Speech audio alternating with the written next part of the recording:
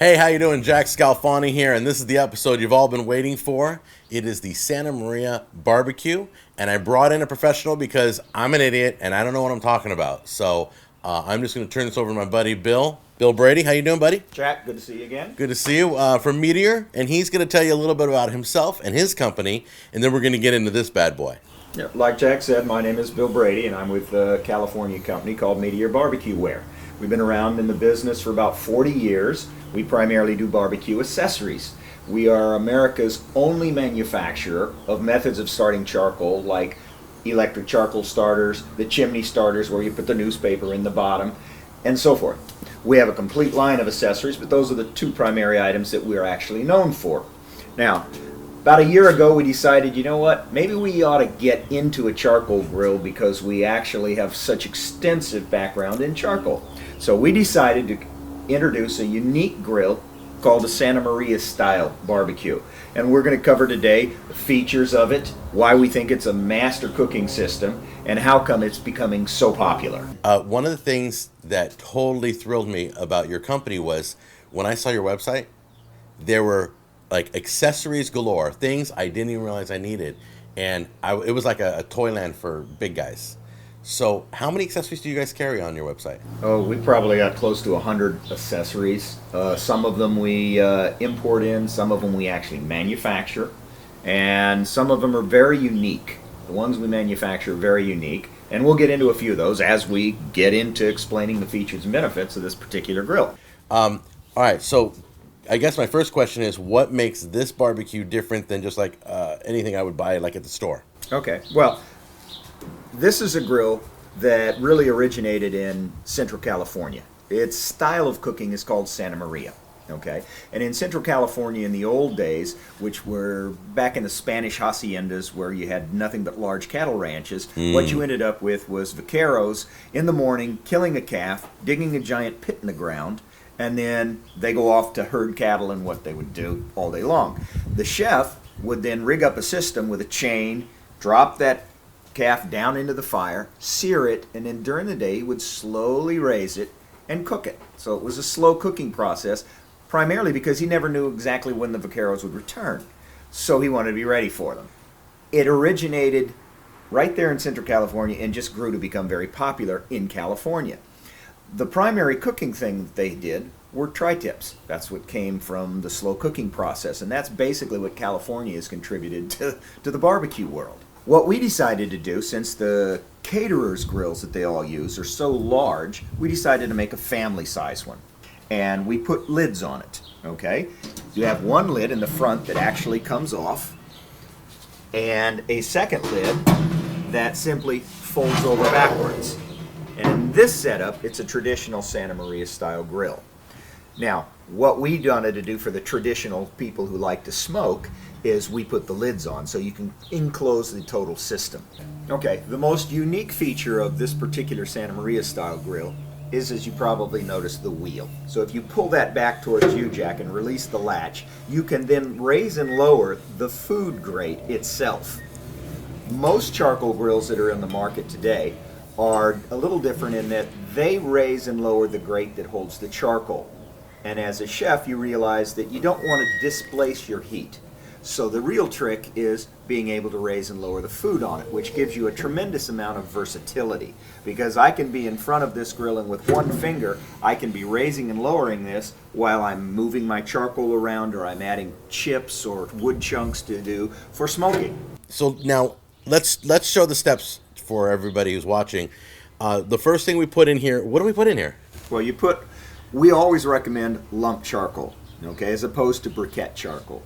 Briquette charcoals that we all kind of grew up with are processed products. They're oil-based. They have cornstarch fillers and wood fillers, and the reason they tell you wait until the coals turn gray is so that the poisons burn off that are in the process, the oil. Whereas if you use lump charcoal, which is really fueling the charcoal business today because people are becoming aware of how beneficial it is. Natural lump charcoal, it burns hotter. It breaks down into fine dust. It's very easy to remove and clean, and then you can pour it in your garden for compost. How do you start the charcoal? Well, this gets us back into what Meteor has been doing for 40 years, and that is creating methods of starting charcoal. Today we're going to use an electric charcoal starter. So we're going to take the element, we're going to set it in here, and we're going to pyramid the charcoal sort of around it. Look at that. All right, so let me go get the meat.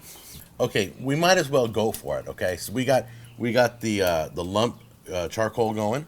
We got the wood chips out. We're doing it all. All right, now tell me about, these are bourbon wood chips, right? Correct. What we decided just for fun here is to try doing some chips in it as well. So what you normally do with chips is you soak them for half hour to an hour. You can soak it in water. You can soak it in any type of liquid that you'd like. I wouldn't recommend paint thinner, but root beer, all kinds of stuff people use. They use beer, they use whatever. But these are bourbon chips, and we're going to throw those in. They're from a 5-year aged Kentucky actual bourbon barrel. Okay. Nice. So what we'll do is, as the fire gets like this and we're ready to put the food on, right, what we're going to do is we're going to raise the grate up.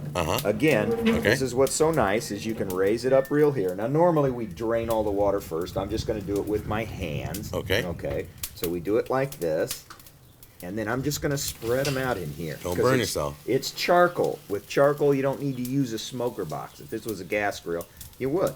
So we're just going to throw these in here. Let me guess, you sell smoker boxes too? Oh yeah, it's one of the one of the accessories. I love it out there. So for all you gas grill people, you can get a smoker box and you put these chips inside the box and set it right on top of your grill. It's gonna be beautiful. I took my 2 tri-tips, brought them to room temperature. You're supposed to season them at room temperature, let them sit for about 30 minutes, and then bring them to the grill. They're all ready to go. We might even throw a little more extra seasoning on when they get them on the grill. But we're ready to put this on? Yes, we are. All right, how do you recommend I put it on? Not over the fire, over the fire? No, we've got a fire that's going pretty darn hot here. So that is perfect for searing. But what we'll do is we'll raise the grate up. And you go ahead. Set it right on there? Set it right on there on one side. Ooh, well, hold on. I can hear it sizzling. I love that sound. Okay, hold on. And then this other bad boy, which is the bigger of the two. Okay, if we weren't filming a show, I just would grab it with my hands, yeah, we're gonna and throw it on the grill. I'm going to set it right there like that. Look at that. Because that fire's going, we're going to sear it down in the fire like this for a few minutes. Okay, so we're going to sear it at this level for a few minutes. Yeah. I'm going to put the top back on, so we'll close it up like a traditional smoking grill. Right. Okay.